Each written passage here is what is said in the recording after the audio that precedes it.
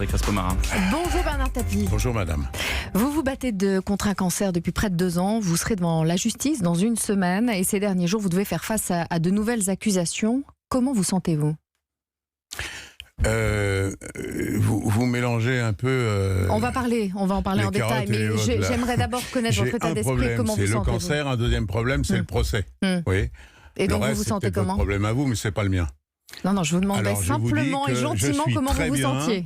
Et j'espère rester en forme pour pouvoir affronter un rendez-vous capital pour moi, qui est celui du procès, qui est une chose sérieuse. Et alors, vous avez décidé d'arrêter tous vos traitements pour ne pas être affaibli pendant l'audience. Oui. Pour vous, il est plus important de gagner ce procès que de guérir du cancer ? Est-ce que vous arrêtez vos traitements ? Vous prenez un risque ? Non, mais je vais l'arrêter 3 semaines. Je ne vais pas l'arrêter pour toute la vie. Parce que c'est incompatible, en particulier les antidouleurs ont l'avantage d'éviter les souffrances, mais ils ont un peu le désavantage, c'est de vous ensuquer un peu et de vous laisser comme ça. Donc pour affronter la réalité de mon procès, je veux être en forme et pour ça, il faut être capable d'arrêter les traitements.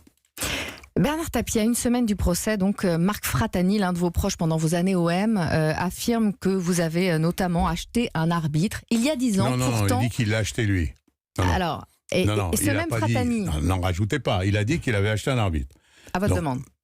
Ah ça va de soi, que s'il a acheté un arbitre, ça aurait été un demande. Ça tombe bien qu'il ait fait ça, parce que j'ai demandé à la Ligue, par l'intermédiaire de mon avocat, qu'il le convoque pour qu'il dise qui. Parce que s'il y a un arbitre qui a accepté d'être acheté pour un match, il faut le savoir, vous vous rendez compte, c'est trop grave. Vous allez porter plainte ? Évidemment. Ce même Fratani, il avait pourtant publié un livre dans lequel il affirmait il y a 10 ans... Non, mais attendez, si on passe la matinée pour parler de ce que Fratani a dit, je me lève et je vous laisse toute seule. On est d'accord ? Je suis venu parler de mon procès et de ce qui se passe dans le pays. Alors, je vous parle d'une autre... S'il n'y a que ça qui vous intéresse, moi, ça ne m'intéresse pas. Bernard Tapie... Je ne vous répondrai pas. Fratani... Et vous ne serez pas la première. Non, mais vous avez... Allez, au revoir, madame. Non, Bernard Tapie... Bernard Tapie... Mais non, mais vous savez... Bernard Tapie, c'est ridicule, franchement. Voilà. Vous saviez très bien qu'on parlerait de ça.